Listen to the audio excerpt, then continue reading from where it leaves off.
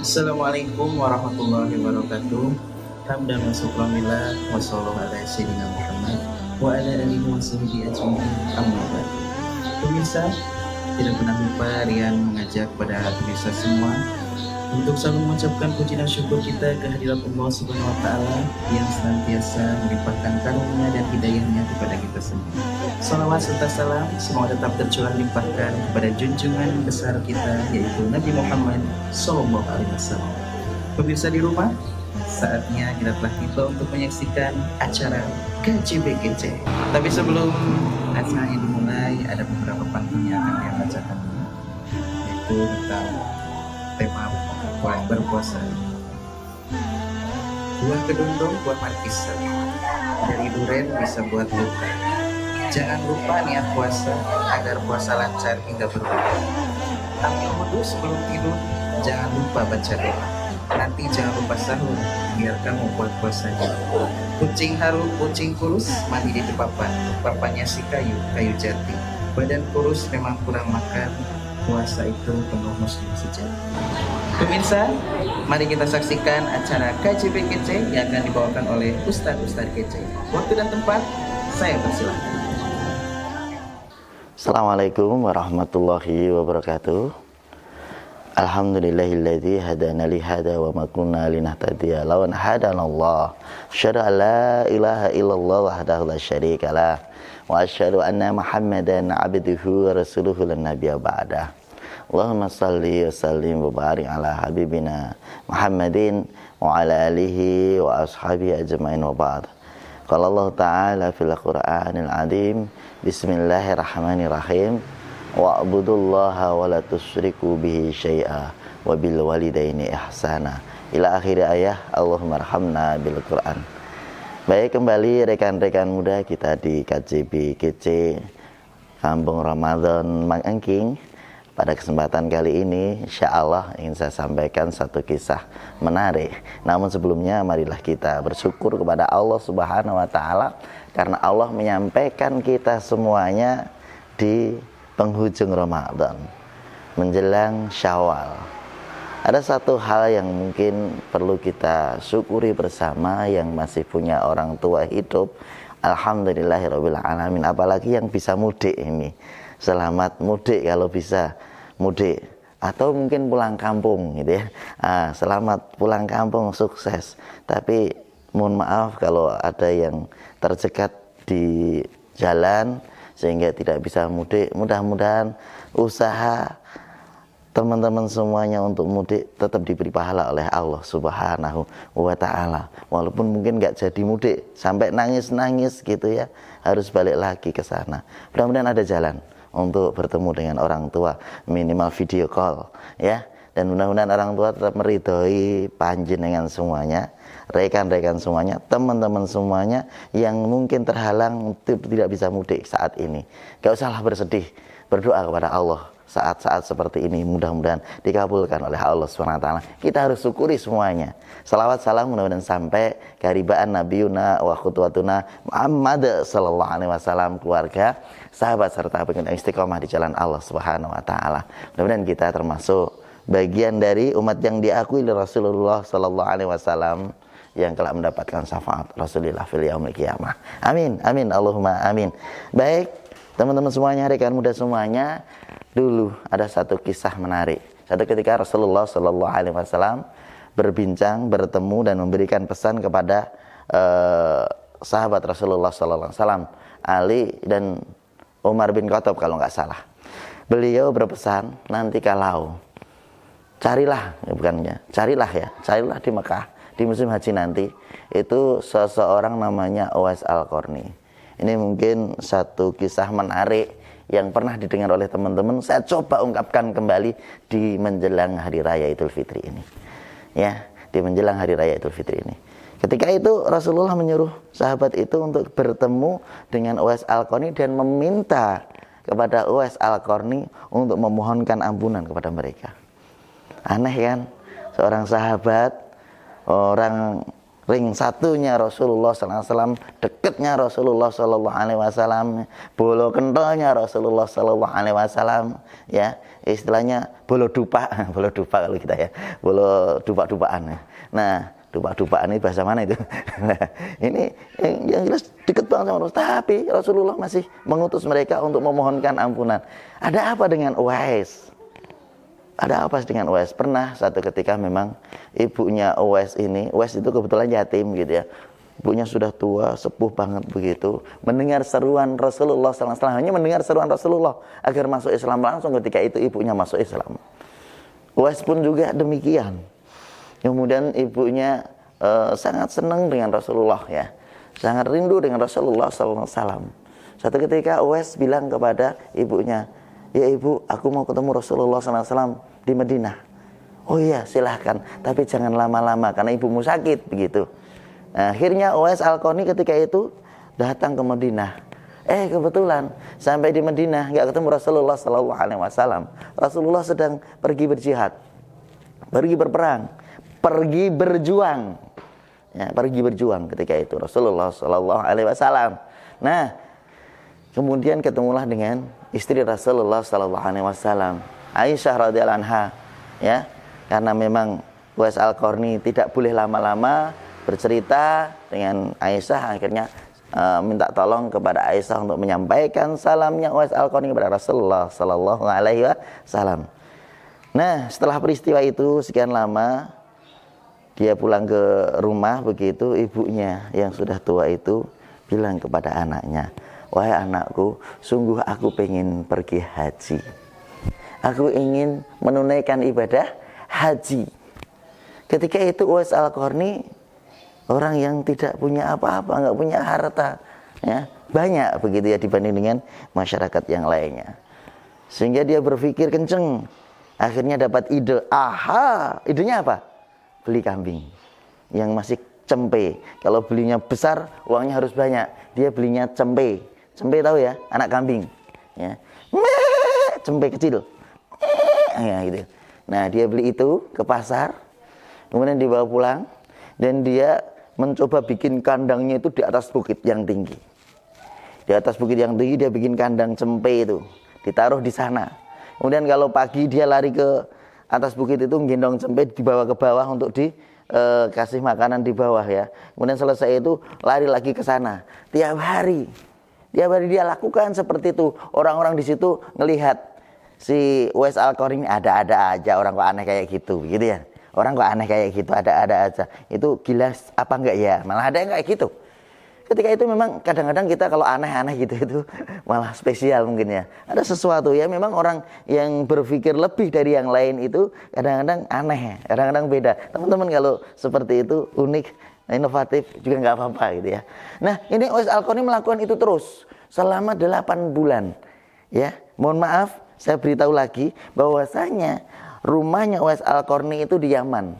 Mau ke Mekah itu panjang banget, ribuan kilo atau ratusan kilo ya, ratusan kilo. Itu dia ketika itu jualan ke atas ya, latihan ya. Ini dalam rangka latihan ternyata. Naik ke bukit itu, ngambil cempe tadi, anak kambing tadi bawa ke bawah, nanti naikkan lagi ke atas. Genap 8 bulan musim haji. Dan genap 8 bulan pula si kambing tadi yang cempe tadi kemudian jadi kambing. Itu kurang lebih mungkin bobotnya sudah 100 kilo, seperti bobotnya manusia. Nah, akhirnya setelah dia ototnya kuat, al-mu'minu qawiyyun khairu wa ahabba ilallah minal mu'minu dhaif. Ya, kemarin sudah disampaikan bahwasanya mukmin yang kuat itu lebih baik dan lebih dicintai Allah daripada mukmin yang loyo, yang lemah begitu ya, yang loyo gitu. Nah, ini seperti itu. Sehingga Uwais Al-Qarni ketika itu udah kuat.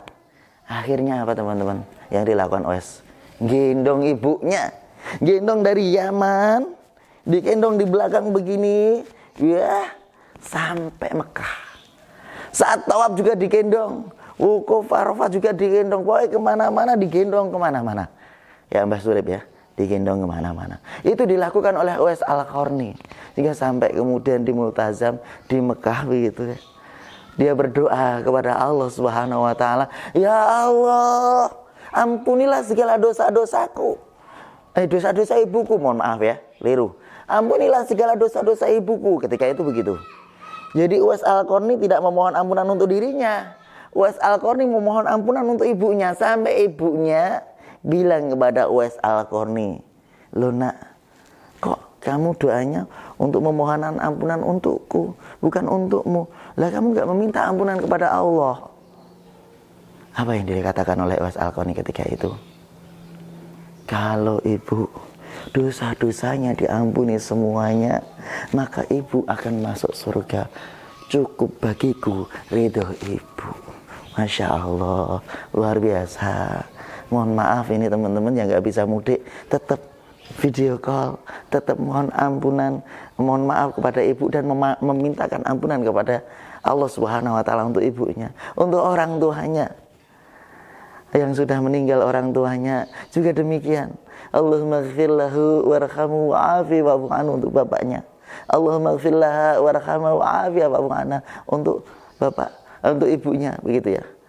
Kemudian Allahumma ighfir lahum warhamhum untuk nenek-neneknya, untuk bapak ibu semuanya yang sudah meninggal. Doakan kepada mereka. Ya, ampunan untuk mereka. Doakan ampunan untuk mereka.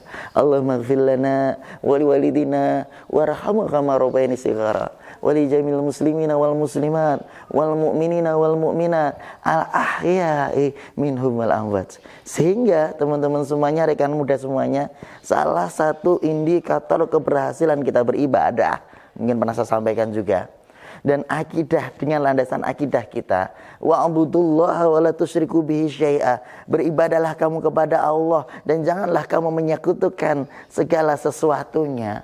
Salah satu indikator keberhasilannya adalah wabil walidaini ihsana, dan berbuat baiklah kepada kedua orang tuamu. Berbuat baiklah kepada kedua orang tuamu, kayak Uwais Al-Qarni. Mungkin ini rahasianya kenapa Rasulullah Shallallahu Alaihi Wasallam menyuruh sahabat Ali, menyuruh sahabat Umar untuk bertemu dengan Uwais Al-Qarni ketika itu. Dan perlu diketahui pula teman-teman, Uwais Al-Qarni ini sebelumnya punya penyakit belang. Ya, penyakit belang-belang begitu di tubuhnya. Tapi sesampainya di Mekah, sesampainya dia berdoa, sesampainya mendapatkan ridho ibunya, belangnya hilang, tinggal di tengkuknya. Dan ketika itu Rasulullah Shallallahu Alaihi Wasallam mengatakan salah satu ciri dari Uwais Al-Qarni adalah tengkuknya ada belang putihnya, kecil gitu, sedikit gitu. Dan alhamdulillah akhirnya mereka bertemu, Umar, Ali ketemu dengan Uwais Al-Qarni, dan disampaikan salam Rasulullah Sallallahu Alaihi Wasallam kepada Uwais Al-Qarni oleh mereka berdua, dan mereka meminta kepada Uwais untuk memohonkan ampunan dosa-dosa mereka berdua. Masya Allah, ini keajaiban Uwais Al-Qarni itu adalah karena birrul walidaini, karena menghormati orang tua. Maka jangan sekali-sekali kita membentak orang tua kita. Jangan sekali-sekali kita berkata kasar kepada orang tua kita. Jangan sekali-sekali kita menyakiti hati orang tua kita. Kalau sudah sakit, kebacut, loro, tergores, itu susah obatnya. Ya kayak lagunya teman-teman itu. Sak tenane atiku loro, nanging aku mencoba rapopo. Sak tenane atiku loro, nanging aku kebacut loro. Kalau sudah kebacut loro itu susah. Apalagi kalau orang tua kita sakit hatinya. Nah ini mumpung di akhir Ramadan, Syawal, menjadi budaya kita adalah meminta ampunan, memohon maaf kepada orang tua kita. Kalau dalam bahasa Jawanya adalah sungkem, ya, sungkem, meminta maaf kepada orang tua kita. Nah, ini yang harus kita lakukan. Ya, bagi teman-teman yang nggak bisa mudik pada kesempatan kali ini, sedih wajar, berkecamuk hatinya wajar, berarti itu tanda pengen ketemu dengan orang tua. Namun tentunya karena kondisi seperti ini, ya berusaha. Kalau sudah berusaha nggak bisa, ya kemudian video call dan mendoakan kedua orang tuanya, mendoakan keluarga yang ada di kampung. Demikian pula bagi bapak ibu, atau mungkin keluarga yang di kampung yang nggak bisa bertemu dengan anaknya, sudah 2 tahun mungkin nggak bisa bertemu dengan anaknya, doakanlah mereka agar di rantau sana mendapatkan kesuksesan, mendapatkan kelancaran rizki, mendapatkan keberkahan, dan selalu dijaga oleh Allah Subhanahu wa Ta'ala. Salah satu doa dari orang tua kepada anaknya seperti doanya istrinya Imran agar terjaga mereka di sana. Allahumma inni u'idzuha bika wa dzurriyyataha minasyaitonir rajim. Ini inti dari doa ini adalah bagaimana Allah Subhanahu wa Ta'ala menjaga anak kita yang perempuan di sana, di rantau sana, dari godaan syaitan yang terkutuk. Setannya banyak itu, lewat HP, ada lewat Android, ada lewat Facebook, ada lewat YouTube, ada mungkin yang datang sendiri. Tapi kalau kita doakan, insya Allah anak kita yang di sana terjaga. Kalau anak kita laki-laki, Allahumma inni u'udzubika wa dzurriyyatahu minasyaitonir rajim. Kayak doanya Rasulullah ketika Fatimah nikah dengan Ali bin Abi Thalib. Setelah akan nikah, kemudian Rasulullah meminta Ali mengambilkan bejana besar. Kemudian Rasulullah SAW mengambil bejana itu yang sudah diisi air oleh Ali, karena Ali sudah paham. Rasulullah berdoa, Allahumma inni u'idzuhu bika wa dzurriyyatahu. Dan ini keturunannya juga wa dzurriyyatahu didoakan. Minasyaitonir rajim. Disiramkan ke Ali, ya, dari atas ini ke bawah. Ini siraman ala Islam. Nanti kalau Bapak Ibu menikahkan putra-putrinya bisa seperti ini. Ini yang menyiram ini mertua kepada anak laki-laki. Kemudian Ali disuruh berbalik. Akhirnya di antara 2 belikat sini disiramkan dengan doa yang sama, Allahumma inni a'udzubika wa dzurriyyatahu minasyaitonir rajim, agar anak keturunannya dilindungi oleh Allah Subhanahu wa Ta'ala dari godaan syaitan yang terkutuk. Luar biasa Islam mengajarkan kepada kita, ya. Indah banget Islam ini, nyenengkeh pokoknya, ya, nyenengkeh. Islam ini luar biasa. Mudah-mudahan bermanfaat apa yang saya sampaikan, cerita ini mudah-mudahan bisa menginspirasi kita semuanya. Satu, untuk birrul walidain, dari anak kepada orang tuanya. Yang kedua, untuk kreatif, bagaimana cara kita birrul walidain, seperti Uwais Al-Qarni, ya, berusaha untuk birrul walidain sekuat tenaga. Begitu, ya, dilakukan oleh Uwais Al-Qarni. Yang ketiga, kalau kita menjadi orang tua yang saat ini anak kita masih dirantau, doakanlah. Mungkin itu saja yang bisa saya sampaikan. Mohon maaf kalau kurang banyak salah. Aku qouli hada astaghfirullah li wa lakum. Allahumma fiq ila wa mitarik. Wassalamualaikum warahmatullahi wabarakatuh. Alhamdulillahirabbil alamin. Demikian acara KJB Kece yang dibawakan oleh Ustaz-Ustaz Kece. Semoga ceramah yang disampaikan bisa bermanfaat untuk kita semua. Dan mari kita tutup acara KJB Kece berikut dengan pantun lagi. Makan buah di tengah lapangan. Di lapangan ada penjual koran. Jangan lupa hari ini puasa Ramadan agar Idul Fitri meraih kemenangan.